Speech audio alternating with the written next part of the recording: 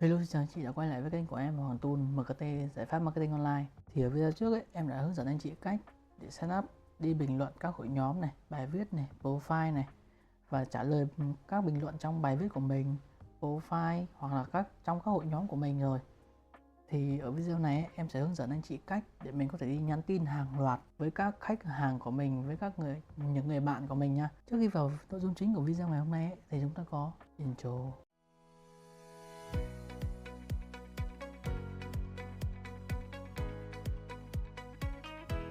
Dạ vâng, khi mở màn hình chính của phần mềm MKTK bên em này thì anh chị có thể để ý này, bên góc trái màn hình có phần chức năng nhắn tin. Ở đây chỉ có hai mục thôi, chúng ta có thể nhắn tin hàng loạt với những người bạn Facebook của mình và chúng ta có thể xem lịch sử nhắn tin ở đây. Và phần nhắn tin này ấy, chúng ta cũng có thể nhắn tin với người lạ luôn nha. Trước hết ấy, nhắn tin thì anh chị nên để dài cho em một chút. Anh chị nên để từ 20 giây đến 45 giây. Anh chị để dài ra một chút thì nó sẽ đỡ bị Facebook quét spam hơn nha. Thì anh chị để ngắn quá thì nó nhắn tin tự động spam nhiều quá thì Facebook nó sẽ quét. Dạo này Facebook quét rất là chặt nên anh chị chú ý cho em phần này nha. Thì ở cấu hình nội dung ấy thì chúng ta sẽ thường là sẽ có gửi thường hoặc gửi theo kịch bản. Ở phần gửi thường này ấy, thì sẽ theo nội dung có sẵn này hoặc là sử dụng AI.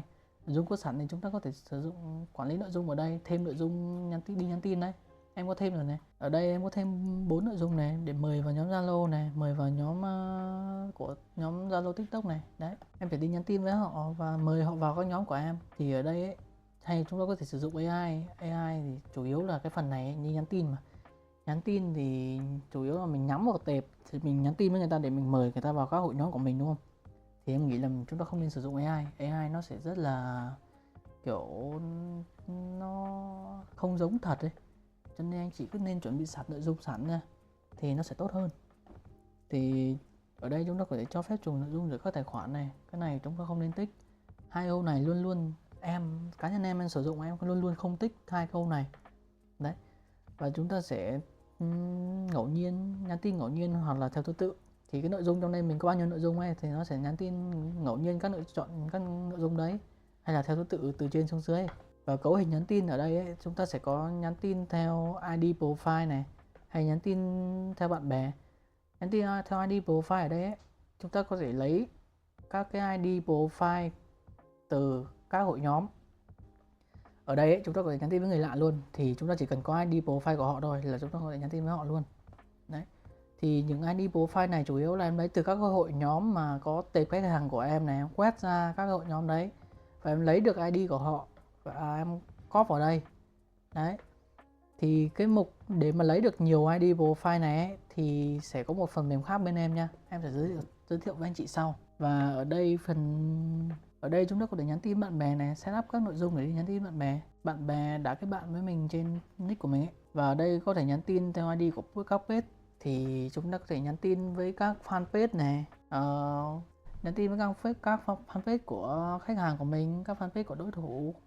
Đấy, chúng ta cũng có thể setup đây. Thì chúng ta có thể lấy ID của fanpage hàng loạt, cũng lấy từ một phần mềm khác bên em, thì em sẽ hướng dẫn các anh chị lấy sau.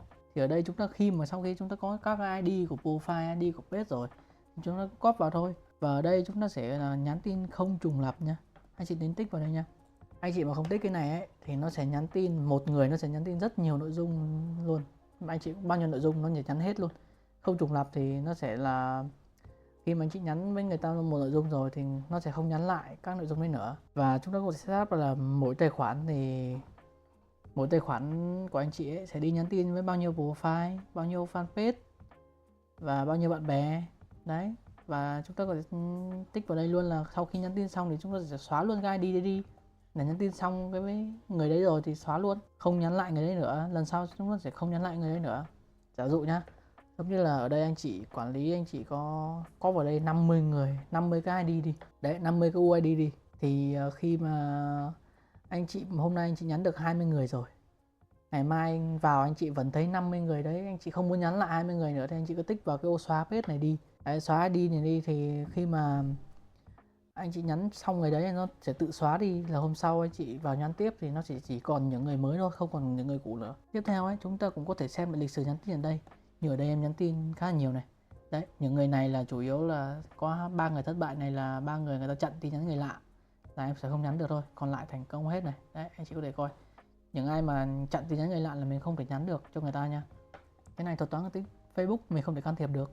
Phần mềm thì chỉ giúp mình là tự động thôi, tự động và sẽ giúp mình là quản lý thời gian tốt hơn, và hoặc mình sẽ nhắn tin tự động thì nó sẽ nhanh hơn thôi, giúp mình nhanh hơn trong các thao tác thôi, chứ không thể nào can thiệp được vào các cái chính sách. Dạ vâng, vừa rồi là em đã hướng dẫn anh chị cách để chúng ta có thể đi nhắn tin hàng loạt spam với các bạn bè của mình và các nhóm page.